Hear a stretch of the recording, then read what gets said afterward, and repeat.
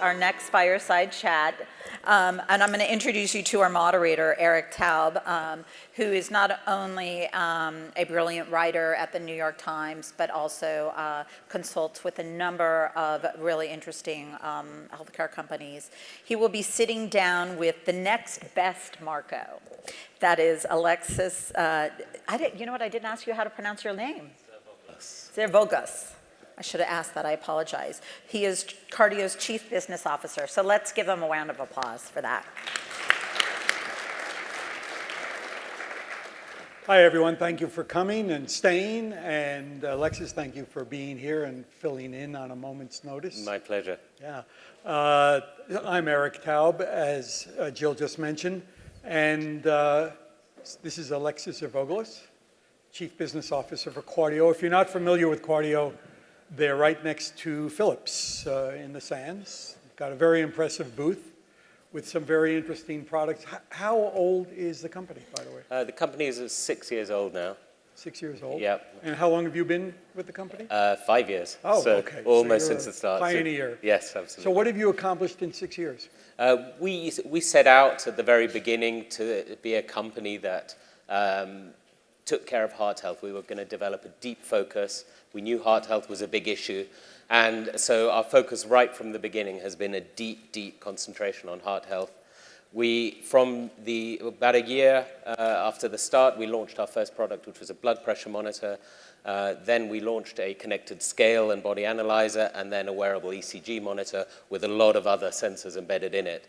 The vision we had was that we wanted to collect all of the biometrics that affect your heart, because heart health is the single most important issue affecting the developed world. We wanted to collect those metrics, do it in such a way that it would be simple for people to collect them, they would want to do it, and they would be engaged with it, and then really put the individual at the center of their own health and help them put the right data into the hands of their doctors to give them better care. Mm-hmm. So what do you think Quadio is doing differently than a lot of your competitors? Because as we know, if you walk the floor, we see lots of similar products, similar good-looking products that make very similar claims. Yep. I mean, we just had somebody on the panel before talk about a pregnancy mode in their connected scale, and I know Sure. you have that in your scale. So what else differentiates you from your competitors? I think I would say three things. We are a company that is, everything we do is medical grade, and we're exclusively focused on medical grade products. We want the data that our devices produce to be data that can be put in the hands of a doctor and they can use it directly. So medical grade is number one. Number two, we take a very holistic view. So we are not just creating products, we are creating an integrated platform. And that platform is taking the data from the sensors, it's giving an interface and through an app for a smartphone or a tablet that actually engages the user themselves and brings them into understanding themselves and their own data. But then we take that data through our cloud and through our Quadio MD, which is our doctor platform, to put it in the hands of the people that can make the best use of it. So that means the caregivers, that means the payers, the providers here in the US, people who can actually monitor that data, see what's happening, and give you the best possible care. So number two is this holistic view. We are not a producer of products, which I think applies to the companies you were referring to earlier. We're a company that has products, that has apps, that has a cloud, and that has a doctor platform. And these things all are an integral part of each other. That's number two. And then the third thing that I would say differentiates us is a deep, deep focus on design. Health is historically treated as something that doctors do very clinically. That's why the word clinical comes from. It's something that is an instrument that measures, and so people feel medicalized when they use medical products. What that does is it scares them. They shy away from it. There's even a term for it, white coat syndrome. We're trying to overcome that. And how do you do that? You do it through design. Design is something very emotional, just as health is very emotional. So we believe that in the physical design of our products, in the design of the apps, the interaction, every single way you touch Quadio products, it should be something that is delightful, innate to how you feel, and so you suddenly become positive about your health, and therefore you can affect it positively. So I would imagine a lot of your user population is older, given that you're tracking is. health, Yeah. heart Well- issues. So how are those people responding to even good design? Because technology often for older people is a very scary proposition. That's right. Two responses to that. One is, unfortunately, it is an older population, but it's getting younger every day.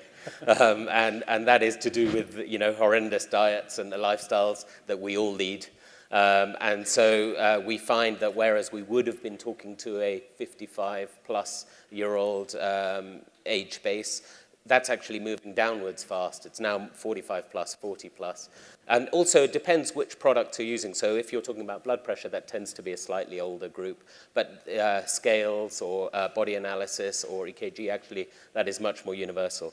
But back to the technology question, there are two things that are happening and why this is the time. The penetration of smartphones and tablets is huge. But also people, if you get design right, you overcome that technophobia. We all know that when Steve Jobs put an iPhone first in front of someone and they did a touch screen for the first time, it just made sense. You didn't have to learn what is the movement that moves the screen up. You just moved it up. That simplicity, that natural feeling and understanding of a product is what we seek to transfer to all of our products. So actually it's something that doesn't scare you. You know how to use it day one. And if I can give an example, one of the tests we use, I have 3 small kids, and I have our QuadioBase, our scale at home. My kids love nothing more than to get on it and to see what it does, to see what the face does, how it interacts. That is something primal. They don't know about technology yet. They're 3 and 4.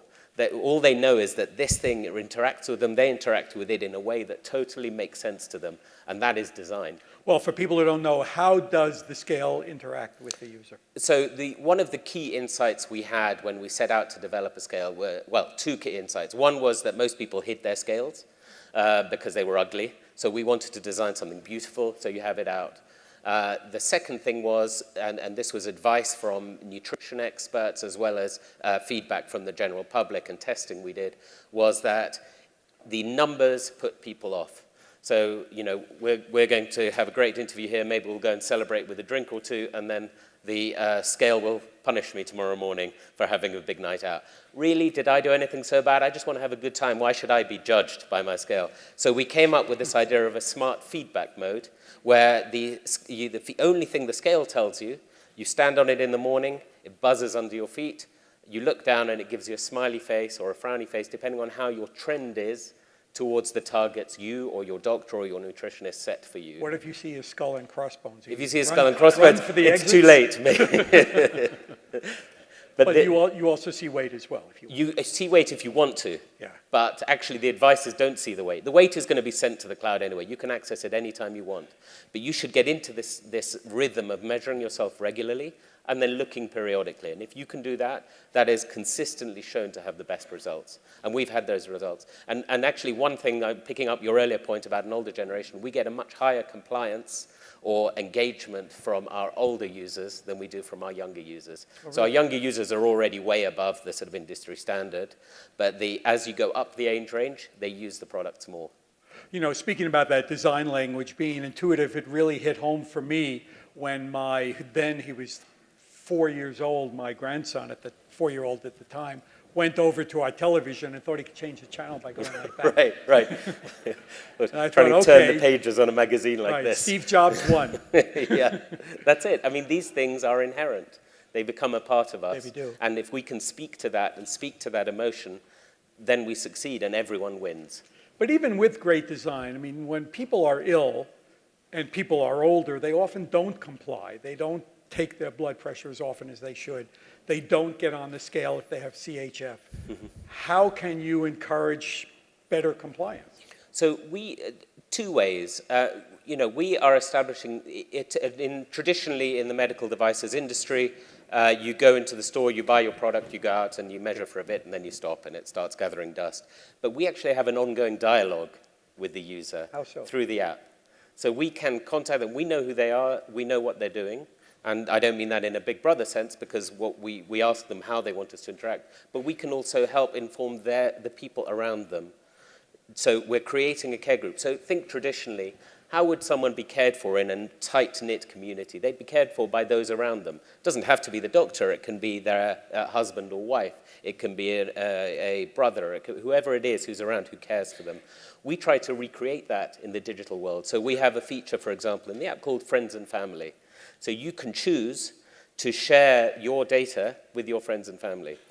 My example is my father is in Greece, and he has a Quadio blood pressure monitor. Every time he takes a reading in Greece, I get a notification here or in California where I live on my Apple Watch. And what does he think about that? He loves it. Does he? He loves it, and it's a push-pull. So what does he think about it? He knows that I'm watching him, so he does it for me. So there is this kind of, we do things. What are the things that drive us to do stuff? More than anything, we do it for the people we love, right? So my father knows that I know that he's looking after himself, so that gives him fulfillment and obviously gives me a lot of peace of mind. And obviously that won't work for everybody because there's going to be some subset of people who don't want to be monitored by their children, even if they know it's good for them. It's creepy. Absolutely. Right? They choose. People choose how to do it. But ultimately, we're in the business of helping people take better care of themselves. They drive this process. There's nothing I will force on them. So with regard to sending data to the healthcare professional, have you gotten any pushback from healthcare professionals about getting too much data? I think Getting inundated, perhaps? it's a very good question. In fact, I think it's a core question to what we do. How do we make the data useful? Right. So the data that comes in, although we make all of the raw data available to a caregiver, we're also on the Quadio MD side, which is the medical provider-facing side of the Quadio platform. We have a dashboard where a doctor can log in, and they automatically get highlighted and prioritized the patients in amongst all their patients that need attention.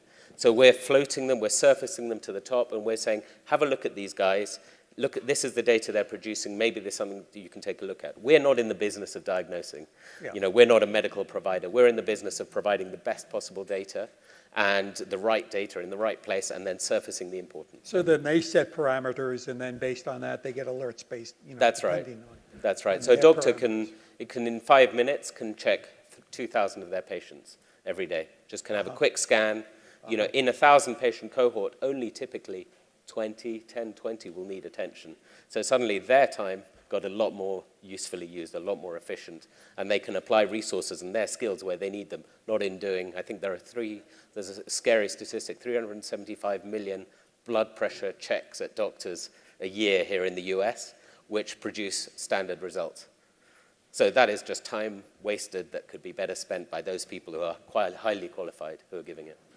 So what is the way you market your products? Is it to the consumer, through medical professionals, both? And which one, if it's both, is more profitable for you? The answer is most definitely both. I think profitability for us is not a driver. We want to, we're indifferent. We want whenever we sell a product to a consumer direct, they inevitably take it to their doctor, and we hear from their doctor.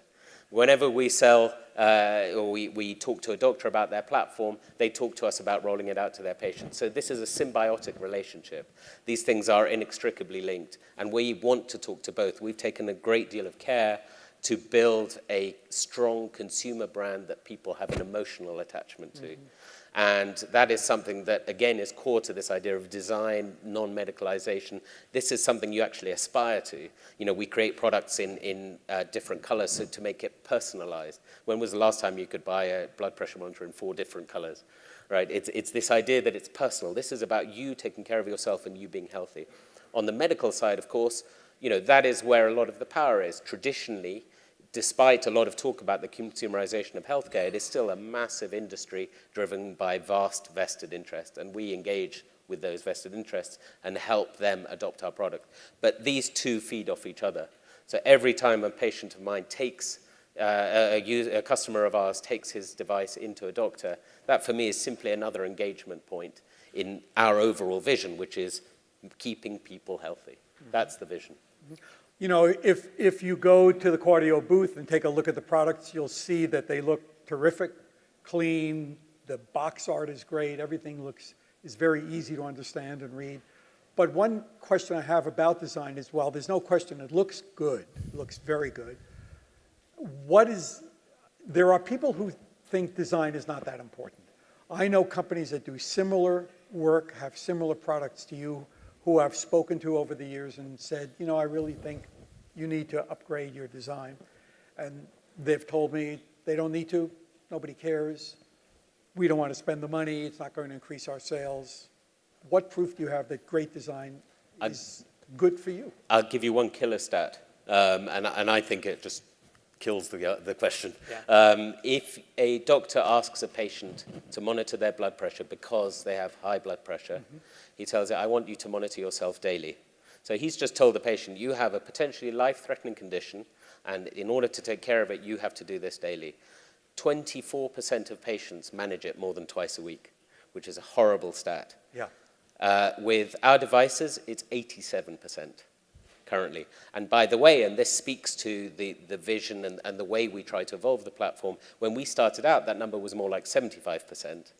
And as we have evolved the way we interact with our users, as we've made it more delightful and more engaging, that number just creeps up month by month. We're now at 87%.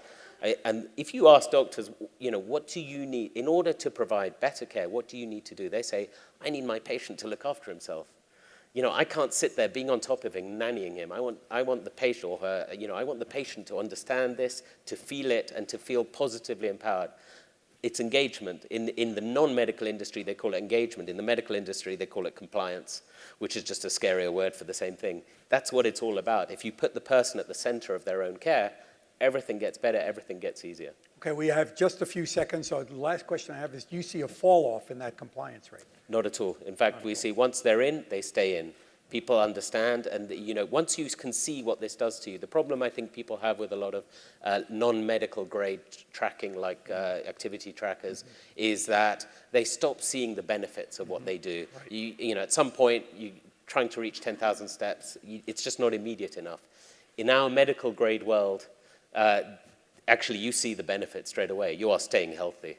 And so that's why I think people stay engaged and stay a part of it. Okay, so it's great to know I won't be seeing cardio scales in people's closets. They'll be using them. No, they'll be front and center. Okay, great. Alexis, thanks so much. Thank you very much, Eric. And I encourage everybody to go to Cardio's booth.